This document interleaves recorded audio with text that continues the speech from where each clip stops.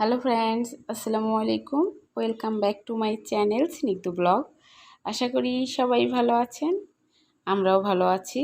আজকে চলে আসলাম আমি কিভাবে বাসায় গরম মশলার গুঁড়ো বানাই সেটা আপনাদের সাথে শেয়ার করব। আমি প্রতিদিনের তরকারিতে যে গরম মশলার গুঁড়ো ব্যবহার করি সেটা আমি কিভাবে বাসায় রেডি করে রাখি সেটা একটু আপনাদের সাথে শেয়ার করব।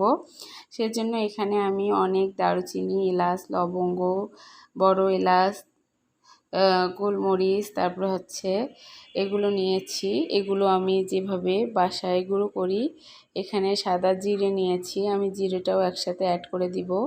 আমি আলাদা করে জিরেও গুঁড়ো করে রাখি, তবে আমি এটার সাথে কিছুটা দিয়ে দেই, তাহলে ফ্লেভারটা বা গন্ধটা খুব সুন্দর হয়। আমি কিভাবে গুঁড়োটা বানাই সেটা আপনাদের সাথে শেয়ার করব।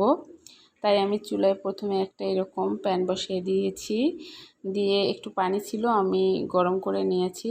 আমি প্রথমে বড় যে দারুচিনিগুলো আছে বড়, সেগুলো দিচ্ছি, তারপরে বড় এলাচগুলো দিয়ে দিচ্ছি। এগুলো একটু বড় টাইপের, সেজন্য এগুলো আমি ভেজে নিচ্ছি। চুলোর আঁচ কিন্তু মিডিয়াম আঁচে দিয়ে ভাজতে হবে, কারণ এগুলো তো খুবই অল্প সময় পুড়ে যায়। আর আমি চুলোর আঁচ একদমই লো রেখে ভেজে নিচ্ছি। অলমোস্ট হালকা একটু গরম হয়ে আসলেই হয়ে যাবে। এই যে আমি খুব সুন্দর করে এগুলোকে ভেজে নিচ্ছি। আমার এগুলো ভাজা হয়ে গেছে। এগুলো ঢেলে রেখে আমি পরবর্তীগুলো ওই স্লো বা মিডিয়াম আছে এগুলো ভেজে নিব। একদম খেয়াল রাখতে হবে যেন পুড়ে না যায়, পুড়ে গেলে কিন্তু একদম মশলাটা ভালো হবে না।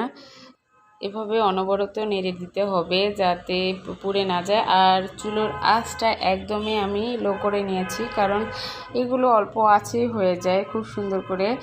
আর আমি চুলোর আঁচটা একদম লো করে দিয়েছি, অলমোস্ট অনবরত নেড়ে নিচ্ছি। এগুলো হয়ে গেছে, এবার এগুলো আমি ঢেলে নিচ্ছি।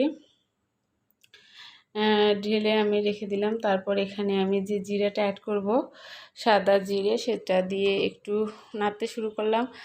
জিরেগুলো তো অলমোস্ট আরও অনেক ছোট ছোট, সেজন্য এগুলোকে অনবরত নেড়ে নিতে হবে। আর চুলোর আঁচ একদম লো আছে, মানে আর কি গরমের মতো হবে এরকম, যাতে ওগুলোকে টাচ করলে হালকা গরম অনুভব হয় এরকম। তাহলে কি হয়, ফ্লেভারটা বা গন্ধটা অনেক সুন্দর ছড়ায়। আর জিরা ভাজলে বাসায় গন্ধটা চারিদিকে ছড়িয়ে যায়, এরকম বাতাসের সাথে জিরার গন্ধটা কিন্তু আসলে অনেক সুন্দর। আর এই যে আমি গরম মশলার গুঁড়োটা করব, এটা করি প্রতিদিন, আমি রান্নাতে ব্যবহার করি। এটা ছাড়া আমি বেশিরভাগ সময় রান্না করি না। এই গুঁড়োটা আমার থাকতেই হবে। বিশেষ করে এটা আমাদের বাড়ি থেকে প্রচলিত, আমাদের বাড়িতেও এভাবেই গরম মশলার গুঁড়ো করা থাকবেই, যেটা প্রতিদিনের তরকারিতে দিতেই হবে, সেটা মাছ মাংস যেটাই হোক, কারণ মাছেও দেওয়া যাবে। এখানে জিরা আছে। আর আমি গরম মশলাগুলো একটু রেখে দিয়েছিলাম ঠান্ডা হওয়ার জন্য, কারণ গরমে তো ব্লেন্ডার জারে দিলে অনেকটা গরম হয়ে যাবে। সেজন্য একটু টেম্পারেচারটা একটু কমাই নিয়ে তারপর আমি ব্লেন্ডার জারে দিয়ে দিচ্ছি। আমি সবগুলো একসাথে ব্লেন্ড করে নিব। একদম পারফেক্টলি এই মশলাটা করতে একদম কোনো সময় লাগে না, অল্প সময়ের মধ্যেই হয়ে যায়। এই যে আমি ব্লেন্ডার জারে দিয়ে দিলাম সব মশলাগুলো, জাস্ট 1 মিনিটের মধ্যেই গুঁড়ো হয়ে যাবে। আর গুঁড়ো করতে কোনো ঝামেলাই নেই এরকম। এই যে পারফেক্টলি গুঁড়ো রেডি, গরম মশলার গুঁড়ো একদম রেডি। এখন আমি আপনাদের ঢেলে দেখাচ্ছি, একদম মিহি মিহি হয়ে গেছে, কোনো দানা দানা নেই। গরম মশলার গুঁড়োটা আপনারাও এভাবে বানিয়ে নিতে পারেন খুবই কম সময়ে।